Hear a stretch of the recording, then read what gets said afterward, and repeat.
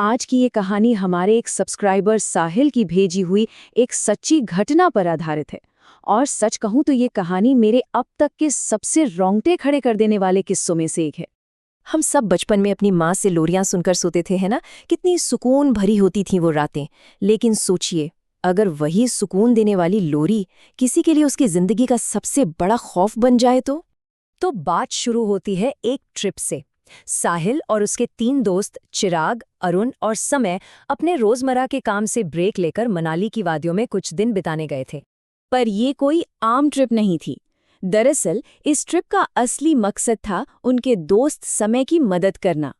कुछ महीने पहले ही एक एक्सीडेंट में समय ने अपने छोटे भाई को खो दिया था, और उस हादसे के बाद जो समय कभी हंसता खेलता हर महफिल की जान हुआ करता था, वो अब एकदम खामोश और गुमसुम रहने लगा था। दोस्तों की ये बस एक कोशिश थी अपने पुराने समय को वापस लाने की। मनाली पहुंचकर सब कुछ बढ़िया चल रहा था। तीसरे दिन उन लोगों ने प्लान बनाया कि आज खूबसूरत रोहतांग पास घूमने चलेंगे। जब वो होटल से निकल रहे थे तो रिसेप्शनिस्ट ने उन्हें यूं ही टोकते हुए एक सलाह दी, और यही सलाह इस कहानी का पहला अशुभ संकेत थी।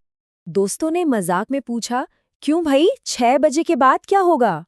तो उस रिसेप्शनिस्ट ने बड़ी गंभीरता से बताया कि रोहतांग का मतलब ही होता है लाशों का ढेर। मतलब उस जगह का नाम ही उसकी खौफनाक कहानी बयां कर रहा था। उसने आगे बताया कि वहां के लोग शाम 6 बजे के बाद अपने घरों में बंद हो जाते हैं। पुरानी मान्यता है कि रात के वक्त जो भी रोहतांग पास से गुजरता है वो सुबह घाटी में मरा हुआ मिलता है। अब देखिए, सरकारी रिकॉर्ड्स में तो मौत की वजह या तो कोई एक्सीडेंट या फिर कड़ाके की ठंड बता दी जाती थी, लेकिन वहां के लोग मानते थे कि ये सब एक मायावी साई का काम है। खैर, ये सब सुनकर चारों दोस्त हंस पड़े और इन बातों को मजाक में उड़ा दिया। रोहतांग की खूबसूरती में दिन कैसे बीता पता ही नहीं चला। अब कहानी उस वक्त पर आती है जहां से सब कुछ बदलने वाला था। रात के 9:15 बज चुके थे। चारों दोस्त वापस होटल लौट रहे थे और बाहर घना अंधेरा और कोहरा था। अरुण धीरे धीरे गाड़ी चला रहा था। तभी उनकी नजर सड़क किनारे एक मील के पत्थर पर पड़ी, जिस पर लिखा था मनाली 28 किलोमीटर। उस पत्थर पर एक आदमी बैठा था। उन्होंने ज्यादा ध्यान नहीं दिया और आगे बढ़ गए। असली खौफ तब शुरू हुआ जब लगभग 20 मिनट तक गाड़ी चलाने के बाद उन्हें ठीक वही पत्थर और उस पर बैठा वही आदमी दोबारा दिखा। और हद तो तब हो गई जब कुछ देर बाद वही पत्थर तीसरी बार उनके सामने था, लेकिन इस बार वो आदमी वहां नहीं था। और मामला यही नहीं रुका। जब उन्होंने घबराकर एक दूसरे से पूछा कि किसने क्या देखा, तो पता चला कि हर किसी को उस पत्थर के पास कुछ अलग ही नजर आया था। साहिल को वही आदमी दिखा, चिराग को एक छोटी बच्ची, और गाड़ी चला रहे अरुण को एक काला घोड़ा दिखा जो उन्हें घूर रहा था। मतलब वो एक ऐसे मायाजाल में फंस गए थे जहां हकीकत हर किसी के लिए अलग अलग थी। इस पूरे डरावने माहौल में समय का बर्ताव सबसे अजीब था।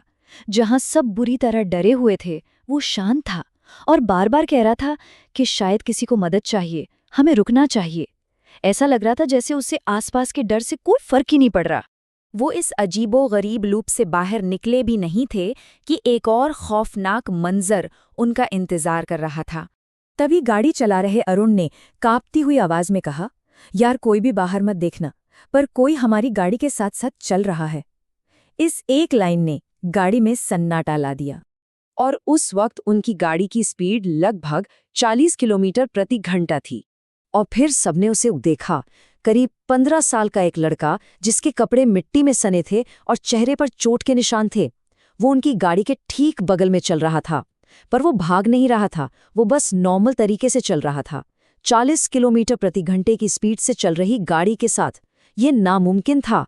इस डरावने मंजर के बीच समय ने जो किया, उसने बाकी तीनों दोस्तों की जान ही निकाल दी। समय ने अपनी सीट की खिड़की खोली और उस लड़के को देखकर मुस्कुराने लगा। उसे हाथ हिला रहा था जैसे वो उसका कोई पुराना दोस्त हो। खैर, जैसे तैसे अरुण ने गाड़ी भगाई और वो उस जगह से निकले। रात के करीब 2 बजे वो होटल पहुंचे। सबने सोचा कि चलो, बुरा सपना खत्म हुआ। वो अपने कमरे में जाकर सो गए।